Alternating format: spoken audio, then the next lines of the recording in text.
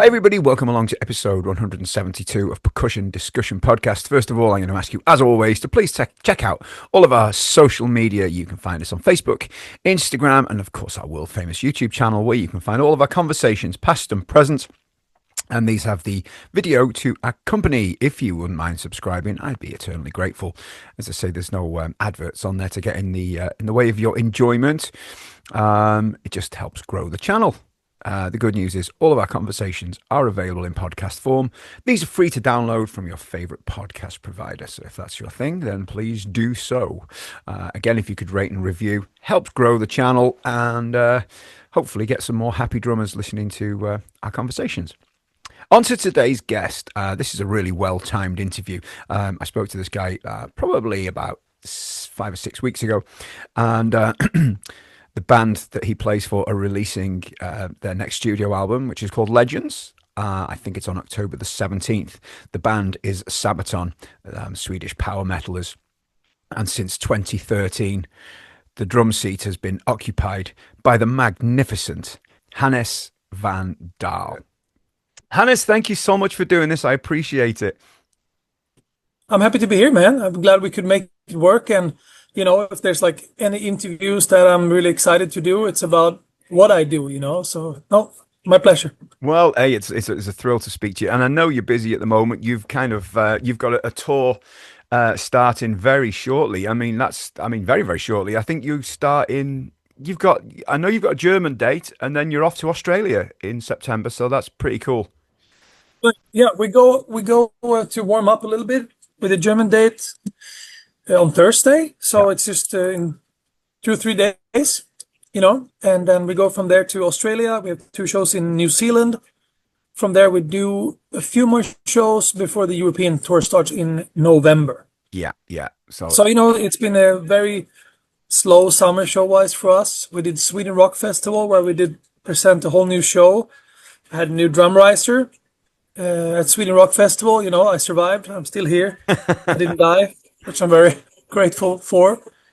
So things are slowly but surely dialing up and coming closer to release of our new album, Legends, which will be out on October 17th. Absolutely. I'm looking forward to that. That's the day after my birthday, so that's a nice present. There we go. It is indeed. Yeah. So let's speak a bit about that album, because so far I think there's 3 or 4 tracks that have been released, like a little taster. Yeah. So these dates you're doing in Australia, then they're going to hear a lot of unreleased material. I'm guessing they're going to be the first ones to hear it. Is that will you play stuff from the new album on the Australian dates, or can you not? I don't suppose you can say, really. Yeah. I won't give away too much because I just think it's nice to keep it more of a secret. But yeah, of course. I can tell you that with now 11 albums soon out, it's a real luxury problem to make a set list these days.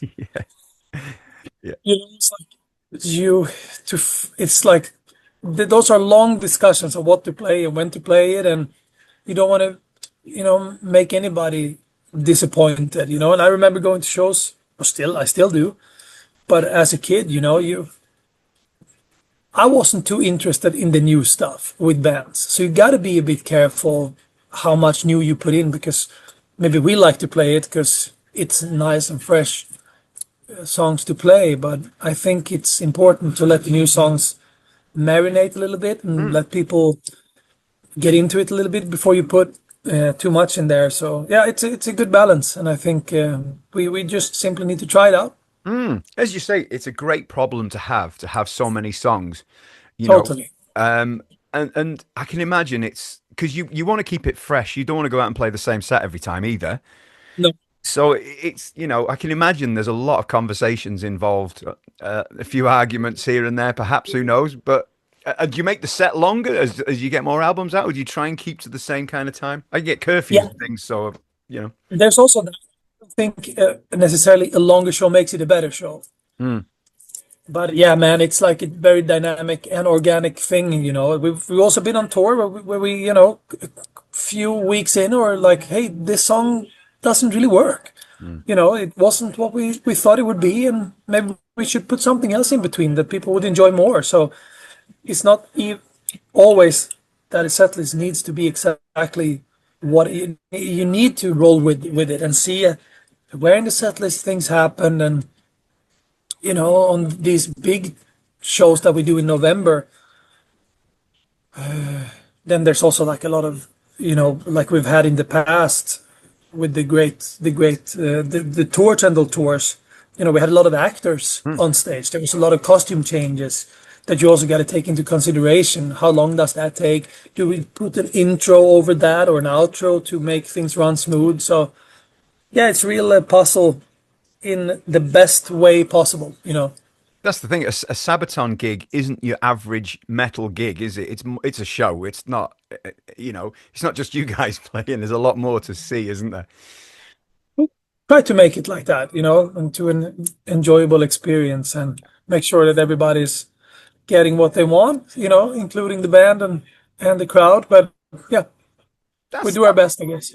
And it's nice to hear of a band that, once the set is it's not in stone, but it's set. And if something's not working, it's nice to know that, that they're happy to take stuff out because, everyone makes a mistake. You don't know it's a mistake, do you? Yeah, yeah, exactly. And over the years, some or even or like new songs where you're like, oh, this is gonna be great, and you play it. It's like, I guess it wasn't. Maybe it works better for the album and not to play it live. But yeah, so Yeah. it's an always ongoing process. Yeah. So if you don't mind, because I don't want to keep you too long, because I know you've got kind of No, I have all the time in the world. All good. Okay, cool, cool. Well, that's all right then. But let's take a skip back to kind of your first memories of music, and even before where drums started. Let's. What's your first memory of music, if you like?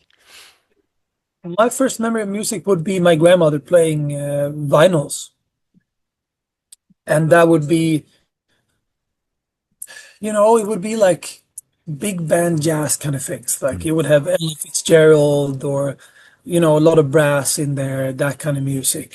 So very uplifting, I would say.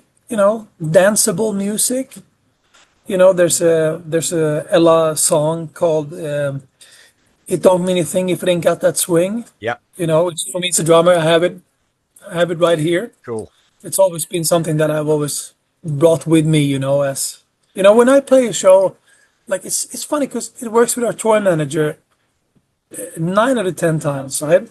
I play a show and I see you standing over there, he doing his thing, overseeing everything works fine, you know, and I can see his head move like this. And then I know I'm doing my job right? But it shows he doesn't, because he does it unawarely, right? I don't think I've even ever told him this. Maybe he shouldn't, because then he'll start thinking about it. But usually that's an indicator for me if I'm doing my job right. Yeah, Because I can clearly see when he feels the groove, he's into it, but he's still in his zone, so it's totally unaware. But yeah, for me, it's always been about the groove, right? And even in metal music, you can make that groove. Look at Pantera, like they were the grooviest band ever, yeah, right? yeah. So, and I think that derives from that type of big band jazz. Hearing that's what I want to think anyway. But that would be my earliest memory of music, anyhow. Wow, and that's There's incredible. always a happy vibe, like at their place. There's always good vibes. Like there was this, you never knew what it was. Like there's just good sounding music with good players. And have you ever tried to play anything like that? Have you, in your like when you were learning and no? Yeah, I tried, but yeah, I never really had the time to get into it like that. But in ultimately, I think that's where we are now, right? Mm. You go from jazz to Black Sabbath. That's not a very far stretch, is it? No, no. And then from there, boop, boop, boop, boop, boop, boop, boop, Sabaton, somewhere over here, right? Hmm. Yeah, absolutely. Yeah. Well, Louis Belson, he was like, fucking huge, 26 or whatever, double kicks. Crazy, right? Unbelievable. Yeah. Playing jazz, right? Well, I always say, obviously, Bill Ward is known to have his jazz influences, but Totally. another one for me, and I hear it, and other drummers have disagreed, is Neil Smith from the original Alice Cooper band. All right. Hear him playing, and I'm like, him and Bill Ward are just the Yeah. guys for me. They're doing, aren't they? They did a new album now. I Is he believe. still around? Yes, he is. Yeah, and he's Yes. still got his blonde hair down to his knees. You know, he's Oh the yeah. Oh yeah, shit. Oh, yeah. very good. Because I think they just put out a new album I believe with so the because original band. they've been I doing think stuff, so. and I think they've been guesting at the end of the Alice Cooper gigs on some of them as well. You know, Okay. Okay. yeah. So Yeah. great Very to cool. see. Great to see that. I mean, but I love his playing. Yeah. I'm a huge fan of his playing anyway. And Yeah. but yeah, it's the jazz thing is cool. It's a different to play that authentically. I think is a lifetime's work, and it's not one I'm prepared to put in either. You know, it's I'm too lazy for that. But But I think for us, like sometimes I find it interesting to see where like I'm playing double bass, whatever, fucking 180, 200 BPM for 5 minutes, like blah, blah, blah, and it's interesting to see where that comes from, how it evolved and what happened along the way. And then you have the death metal, but that's also just a different version of it, isn't it? of course. In the end, yeah. Yeah. So how old were you when you started playing then? Because obviously, you're hearing the big band jazz and stuff. Did Yeah, that kind of flick a switch for drums for you, or was it later on? it did not. No, I think that flick is switch more as in the positivity music has, and maybe the how do you say it in English? The unaware impact it can have that Hmm. you don't even know why you all of a sudden feel better or not good for that matter.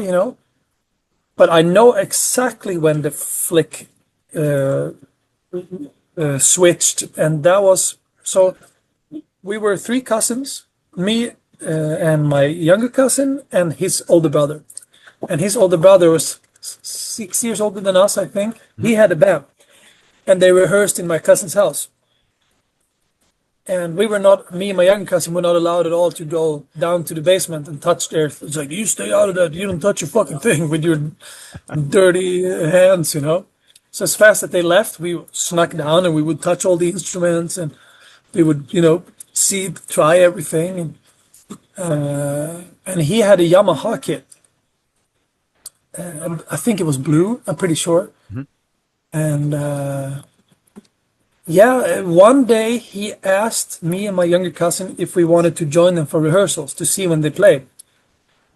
And it was like getting an invitation from the royal family. It's like, can we be there? Like, I'm fucking real, right?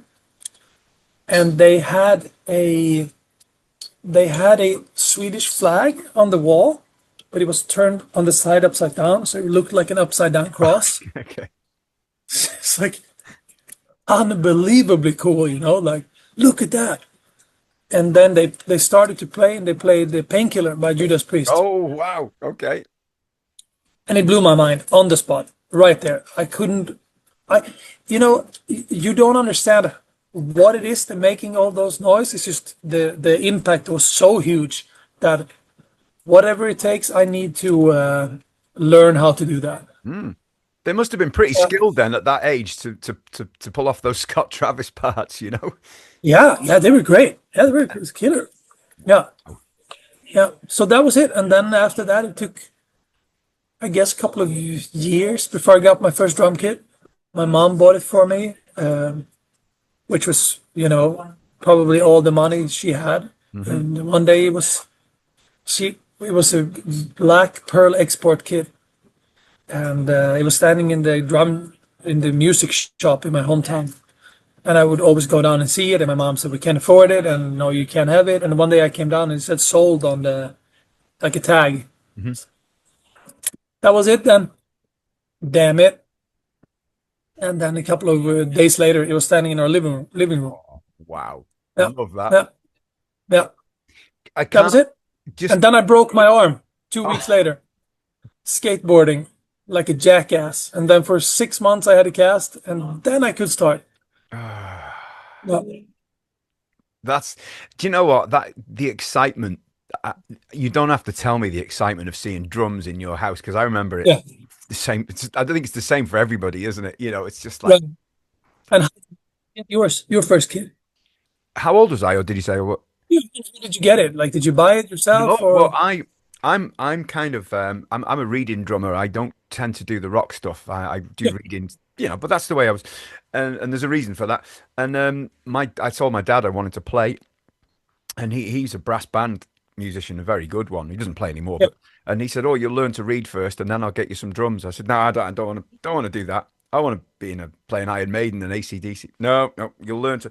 And I learned to read, and he So tested me on some things. you beat drums before play, but you weren't you playing at the same time? No, no, I had a practice pad for 18 months and a book. Something, right? Okay. Yeah, and then he said, "Can you play this?" And I knew he'd say, "Go to the back page of the book because it's the hardest." I said, "Yeah." And fair play, he went out the very next day with me, and we bought a second-hand Rogers and a cheaper Rogers kit. So, and I remember the joy. It was just like, oh, just incredible. Yeah, Changing, right? That's what it is. It'll literally change your life. yeah, yeah, Yeah. A piece of wooden cans. yeah, exactly. And Yeah. it develops into an obsession, doesn't it? It's not just, and to this day, it's the same. I'm sure it's the same for you as well. Yeah. Yeah. Yeah. Yes, absolutely. So once you've got these drums, then I'm guessing were you self-taught? Did you have a teacher, or how did you go about it? Yeah, self-taught for the first couple of years, and then I did like short music school thingy, and then I did 3 years study, which what we would call gymnasium, then, which I guess is high school, maybe. Yeah. Yeah. So and then I got an. I mean, it's so long now, but so what happened was that I got an inflammation in my wrist. So I practiced the wrong way. So I fucked up my wrist. So it made me miss a lot of time that was valuable. And then when I graduated, I realized like if I'm gonna have a shot at this, I need more. I need to do something, right? And then I took private lessons. Yeah, another thing from my mom, it was like I found this guy called Snowy Shaw, which used to play with King King Diamond. Diamond, and Yeah, King Diamond, of yeah, course. Yeah. yeah, and I'm a King Diamond fan, and happened to live an hour and a half away from me, and he was like on in somewhere on the internet. He's like, I'm giving private lessons, and I'm like, oh my God, I need them. And then it was really too expensive. I thought it was too expensive. And then once again, my mom, she said, would you buy a car for that money? I said, yeah, of course. But you wouldn't invest in yourself for that money, you mean? Wow. There it is. Let's fucking go. So I went there and I learned so much from him. I learned the touring business, you know, how to be, how to behave, a lot of good things like that you really need, I guess. Wow. And then a lot of cool chops and how to think around things. And then ultimately he recommended me to my first international gig, which was Evergrey, which is a Cool. Gothenburg-based metal band. Mm. And then I went on my first tour with them when I was 19 or 18 even. Wow, that's a great start. Yeah, yeah, totally. And like I would call him up like, dude, I'm going on a 7-week tour. How many drumsticks do I bring? Of course, you I have no idea. don't Do know, I do you? two, 4 pairs, 100, 200? Yeah. So it would help me with things like that. And one of the last things he told me, like, don't be an asshole. Nobody wants an asshole on the tour bus. Yeah. It Okay. doesn't matter how talented you are if you don't It get doesn't on. matter. No, I don't think I would have been anyway, but it's like a good reminder of like, fucking behave and kick ass. That's it. You can't you can teach drums, but if you've not toured yourself, you can't give that experience and that knowledge away. You can't take it seriously. But he obviously he's done it, and that's Yeah. priceless. Priceless. Yeah. Oh, I owe him a lot. A Mm. lot. We talk too rarely these days, but yeah, no, I owe him. I'm very thankful to him. And what a great player. Oh, because he doesn't. He's not just a drummer either. He plays a bit of everything as well, Yeah, doesn't he? multi-talented, Yeah. everything, right? Yeah. Yeah. Yeah. King Diamond is I have a love-hate thing with King Diamond. I remember hearing Abigail for the first time as a kid, and I stayed over at a friend's. I was listening to it in the dark. It's like, oh my God, still gives me nightmares to this day. Oh. Very happy to hear that. Yeah, I love those albums. Yeah, I also, is it Conspiracy, I think? Just like that. A friend of mine, she lit candles and she had the vinyl on, and I get to see the covers. Like, what is this? You know, how can music be like this? And it's like literally scare you. yeah, Yeah, terrifying stuff. very cool. Yeah, it's great. I mean, And great playing there was. some great. Yeah, I mean, they've had some great drummers over the years as well. So Yeah, yeah, so many good ones. yeah, Without amazing a stuff. doubt. Yeah, another Swedish drummer, Mickey D was playing there too. Indeed, he's Mickey Yeah. is on my list. I've been after Mickey for ages. It's not happened yet, but I'm sure it will. Oh, cool. Yeah. So then obviously you were in Evergrey for 2 or 3 years, something like that. Yeah, something like that, a little more, I guess. And then we did a US tour together with Sabaton. We had Sabaton as support band back then. Wow. Yeah, and I got to know them, Swedish people kind of hanging out. And a couple of years later, Evergrey was kind of, Tom was going in a different direction. He didn't want to play that much because I think he was studying at the time. And for me, it was a good time to do something else. And Hmm. then I got a call to come up and do an audition for these guys. And here you go, 12 or 13 years later. That's crazy, isn't it? Yeah, Absolutely crazy. yeah. And what were you listening to growing up then? Once you were a teenager, were you into the heavier stuff anyway? Still today, I've always been under the um, opinion that a good song is a good song, and I don't really care who made it, or if I hear something I like on the radio, I'm gonna get it, and that's as much as I'm gonna think of Hmm. that. So I was never like, you know, true, if you will, like that. I always liked a lot of different types of music, and I still do. But growing up, what really got me going was definitely Metallica. When I heard Ride the Lightning, another mind-blowing experience. Yeah. Judas Priest, then came Maiden, came in a bit later for me, and then from there, we went to yeah, all the way to black metal or death metal. Yeah. But at the same time, over here with the Fleetwood Mac, where there's like super taken back in the pocket type of playing. I can enjoy all of them equally much. Of course, of course. And maybe like even like I enjoy good players. Maybe that's a better way to put it. Hmm. Yeah. Good way of looking at it. Yeah, yeah. Definitely. Well, I heard a band yesterday. It was a jazz band playing down here. We're in downtown Stockholm. It's like bass and drummer, dude. They were like killers. Like, and that's like, you know, you know that feeling. of They course. were locking it in so good. It's good to know that you're still a fan and you're happy to go and see gigs and stuff, and that's I always like hearing that you're not just locked away and this is what I do, but you'll go out to gigs. I love that. That's fantastic. I try to anyway. Or we play festivals, where I meet up friends and see what they're doing. And there's a lot of bands that we know these days that are out there kicking ass. It's cool to go and watch it. Absolutely. Well, you mentioned Metallica before.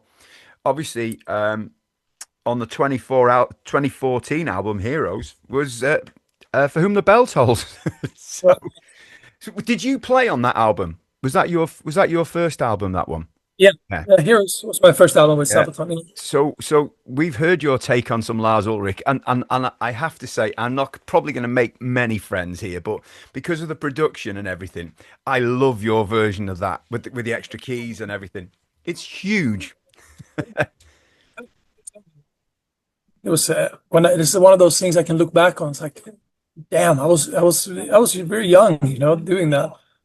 But no, it's awesome, Oh, awesome. And those songs are like, Ride the Lightning for me is still like it's up there. And I did a podcast like this Metallica panel the other day, and we're talking about Master of Puppets. And it got like almost to a ridiculous point where it's like, yeah, this song is amazing, and then this one is even better, and then this is amazing. It's like, okay, cool, it's an amazing album. I don't know what more to say. Like, it's just fucking smash hit from start to finish. Completely amazing. Master of Puppets was my introduction to Metallica, and to this day, Orion is my favorite track on there. So good, dude. So good. I listened to that in the car yesterday. When it kicks into that chunky, heavy riff, it's just like. And that feeling, I think, only we get, you know? That feeling is for us. That type of, you know, not, I think musicians and music fans, that's what I mean, but I don't think radio listeners have that. No, just the feeling of like, you know, it's the best ever. and I'm so glad that you've mentioned Metallica, because I think, and Lars Ulrich receives so much negative press from drummers as well, and for me, he makes that band what it is. He's that feel, that it's the little things he does. It wouldn't be right without him, and I think he's honestly one of the most influential drummers of the last 40 years. That's my opinion. I'll get stick for that, but I don't care. That's my feeling. Give a fuck either about that. I think he's fucking great. The things he's done from the business side to the drumming side, there's nothing more than a big hats off to this guy. Period. Discussion over. Yeah. And if people still want to get into it, then I'll have that discussion with them. If they sit behind the kit and play the Seattle '87 show first, and they show me that type of energy behind the drums, then I'm willing to have this discussion with you. If not, sorry, I think your point is not valid. Love it. Love it. Absolutely. He's the man. Awesome. Perfect answer. Perfect answer.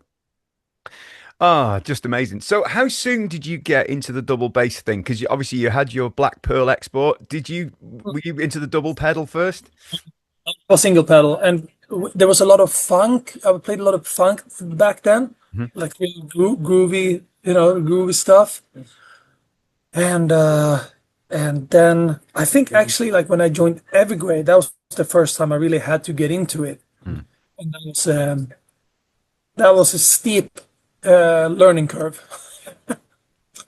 You know, coming from more traditional, you know, but yeah, another good challenge, you know, and I still think it's great.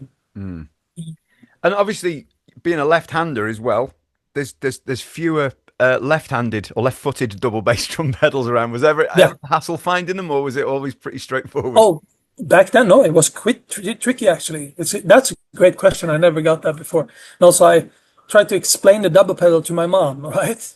She's like, "But here's the drum kit." Well, yeah, but you know. And we found one that we could do on mail order. That was a lefty pedal, and it was a Mapex Janus. It was called.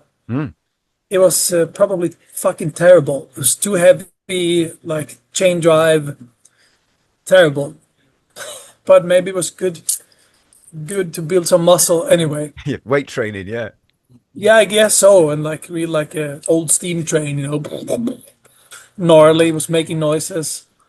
But that's what I started to practice on. And then I remember finding a book at some store, and it was a George Collier's book, which was called 16-week speed and control workout. And that changed my drumming 100%. I did the whole thing like super strict. You've got to be dedicated to do that. You can't just dip in and out. You've got to go for it, haven't you? Yeah, you have to go for it. But it's like double bass wise, it's the best. But people like, I get some emails every once in a while. I'm not a particularly fast player, but the people say, I want to learn how to play double fast. And I want to learn it fast. How can I do it? But you can't learn it fast. It simply just takes time. But that's I always send them that George Collier's thingy, because it's free and it's online, and it's a very good build up, right? Very good way to learn and you have good control over what you do. Yeah, yeah, difficult. I've never really got into the double bass stuff. I like listening to it. I can't, just not what I do. But yeah, I totally yeah. appreciate the masters of it, and I know it's not something you learn overnight. That's for sure. It's No, like anything, if you want to be good, become really good at it. yeah. But yeah, no, Sabaton is cool like that because they'll be like, we'll have a ballad type of song, a song called "The Lifetime of War," which is a Mhm. super slow song, Yeah, total ballad drums, where I can really take you back a bit. And the next song would be whatever, Screaming Eagles, which is, full on double kick drum. So it's a fun band to play in because I get to play everything. yeah, yeah, I get to play, we have a song called Soldier of Heaven, which is more like Simmons 80s disco toms, yeah, yeah. I can do that. And there's like zero drum fills in the whole song. It's just pocket playing. So I'm very fortunate to be in a band like this because I get to do all the fun drumming That's and the amazing. boring, if you will. But I don't think it's boring. I Oh, love those. the, that is. I teach a few students, and I try. What I try and get over is to enjoy just sitting on the groove and not changing Oh, it. it's amazing. It's the And the best older I feeling. get, the more I enjoy it Mm. I think and, that's the and, thing. and refine it, maybe. Yeah, yeah, exactly. Yeah, It's a rare thing to be able to just sit and play and not change it. Just yeah. yeah, That's I love that. That's yeah, yeah, me too. Totally. yeah. Yeah, I mean, I guess what we're getting at is that what we're doing is the best thing in the world. Yeah. Yeah, Simply yeah. everybody should drum. Yes, there you go. Yeah. Uh, Um no, it's amazing stuff. And so obviously and you mentioned, you get light and shade in your gigs. And so you get the chance to have a breather just to get your breath back a little bit, in between onslaughts, if you like. yeah. Yeah. Oh, yeah. Absolutely. And the set lists are very dynamic these days. So Yeah. it's So do you have to obviously because it's a full-on show? There's nobody will argue that. Do you have to go through a particular warm-up thing, or do you just get on and do it? How do you approach that? well. So I broke that arm then just before I got my first drum kit, and it's still a bit wonky. Wow. So I have to be careful with. I like my left hand. I have to warm it up Mm. slowly, and it just takes longer to. It's like it got slower after I broke it, even when I was 14 or something. Mm. But I gotta watch that a little bit. But honestly, I don't do anything. I stretch and I drink water and I yeah, slowly but surely do this. And that's it. Get warm. That's it. And Wow. I've noticed throughout the years that for me it's more important to do this slowly but surely than to like sit on a pad and go crazy for 1 hour. Mm. But I have a little pad. I also have a full electronic kit with me on tour if we want to write something Sure. or we want to like European tour. Me and our guitar player, we usually play before the show. Yeah. We'll play Metallica songs or Yeah. we'll play whatever, right? Whatever we're in the mood to play, or Pantera or Halloween or whatever, just to Halloween. kind of get Wow. loose about it. Yeah, I love Yeah, that. something like that. Yeah. Yeah. That's But other than that, it's all the boring answers, like slow warm up, be careful, and you know, then you need to go out and yeah. go. Yeah. Everyone does it differently. So I'm guessing there's no more skateboarding then. No, unfortunately not. No, No. it hurts too much these days. Well, I like mountain bikes was my thing, BMX as well, and my can you see I can't straighten my right arm. I Yeah, s- yeah, I had an accident on a mountain bike and I snapped it in half at the elbow, dislocated it and broke it in three places, and it was too long in a cast, so I can't. That's it. I can't straighten them. but that's your Hyatt arm then, is it? Yeah. So it's If okay. that works then, yeah. Yeah, yeah, it's fine, and I only use a four-piece kit, so I don't have to go very far. Okay, you can adapt the kit a little bit. Yeah, but it's been, gosh, 15 years now. But Oh, yeah, there you go. But I still snowboard, and it's funny. Almost every time before we go up north to snowboard, I dream that something happened. really. That I break an arm, or yeah, it's just like a little reminder. because I like going fast. I like to ride out in the woods and all that shit. But it's like, okay, dude, easy, easy. Do you tell the rest of the band when you go in snowboard? No, no, I don't. I tell them afterwards. I can just imagine them like locking in you, barricading you in your house. It's like, nope. No, no, I usually don't say that. No, it's better not to. No, I don't blame you. I don't blame you. There's something a bit different I want to talk about because you produce great videos, and Christmas Truce is one which is pretty outstanding. It's a great song anyway, but the video is like really, it's really moving. And you had to go into full on actor mode for that, didn't you? Tell Mhm. us Yeah, about that because it's not your standard music video, is it? Let's be honest. no, it's not. We recorded that video a couple of days in the Czech Republic, where everything you see was a built set. So it's like full production, and they did this whole fake snow on the ground. It's middle of the summer that it's recorded. So it's fucking warm. And yeah, we rehearsed for a couple of days first, like offset, and then we did costumes and all of that, and then yeah, then there was time to film, and we started with that scene where I kind of get blown up. I Hmm. think Hmm. that was the first thing that we were going to film, and like what I didn't know is how hard it is to act. Like I'm a drummer, I'm not an actor at all, but my respect for actors after that particular shoot, it went from remotely low to very, very high. Because you sit around and wait and you're cold and you're fucking tired, and 3 o'clock is go time. And also, like, if you mess up your take, it'll take an hour to reset. Because Wow. all the special effects needs to get reset, all the cameras needs to be reset, like all the if there's pyro. So you need to deliver, Mm. right? Just like a show. You can't come in and say like, yeah, but the third song, maybe I'll play it later because I'm not in the mood. Like you need to get go time. And it was very hard to remember where to go and do all these things. And this is without even dialogue. Like we don't even say anything. So a couple of takes in with some good guidance and a great director and a great DOP who helped us a lot to because we came in and he was like, yeah, you know what to do. Like, no, I don't. I know how to play For Whom the Bells Tolls. That's what I can do. But I don't know how to act, so you need to help me. We are not actors. They're like, all right, think it like this, think about it like this. And same with all the running you do. It's like you run fast, really slowly. Because if you would actually run, the cameras can't follow that Of fast. course. Just this really like uncomfortable way of fake running. So yeah, super tricky. But I think the end result it's turned out cool. The end But result is it's stunning. long nights and long days. That's it. Yeah.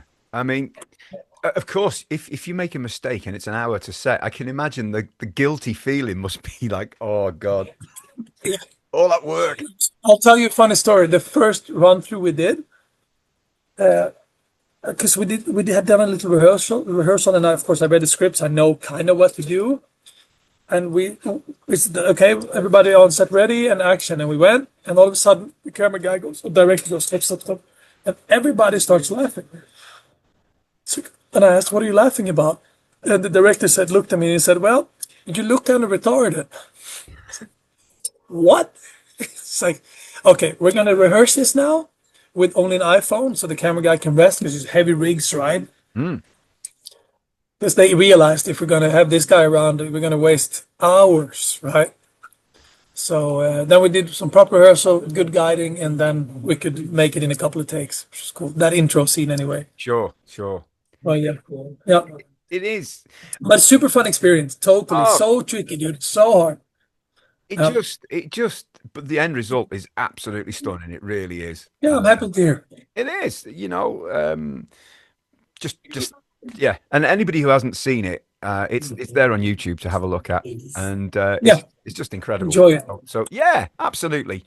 So you've got this tour coming up, including the dates in Australia, and so do you? Are you all rehearsed and ready to go and everything now, or have you got more rehearsals to do beforehand? No, we have the first show is coming up on Thursday, Yeah. so we're up to go. We're it's locked in, and I can't wait. It's been a great summer. Good to have a couple of weeks off. Hmm. But I'm ready to go, and so are my boys, and we can't wait to get out there That's cool. and fire this machine back up again. Totally like that. And does your kit change much tour to tour, or do you tend to keep the same everything?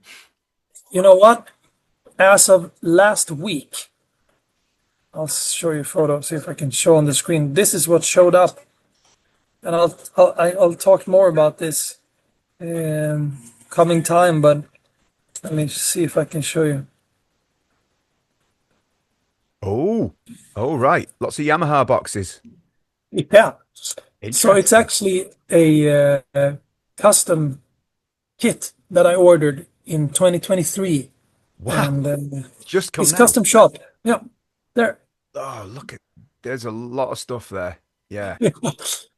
So it's like yeah, Christmas Eve, you know. So I'm super excited to open everything up and kind of start setting things up. Yeah, so Is that going to Australia as well? I don't know actually if we will have time to bring it over there yet, because it'll take some time, because I'm going to rebuild everything. Like my whole setup is going to be different, Wow. and it's kind of like it takes a few weeks to get used to that, because I Yeah. really want to rebuild it this time. Yeah. Same But sizes, yes, or the sizes changed as well. everything. Yeah. So I went from 24, and I'm going to play with 26s, two double 26, Wow. yeah, 26 by 14. Amazing. And then we have 8, 10, 12, 13, 16, 16, 18. Wow. So it's like everything's beefed up, and the dimensions are beefed up too. So yeah, it's all custom shop. So I'm super fucking excited, actually. Have you unboxed it all yet, or have you I have not. No, haven't? Wow. That's cool. no. We just. I mean, my drum tech were up there getting it started, and then we have to go to do this. So That's going to be a happy day, isn't it? Look, before yeah, we go, I'm just going to read out the UK dates because I think it's 3 in December. So you've got the O2 in London on December the 4th. And then I think it's Manchester Co-op Live, October the 5th.